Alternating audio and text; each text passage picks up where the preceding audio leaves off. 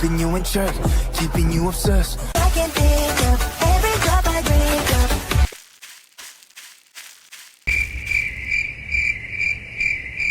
Huh?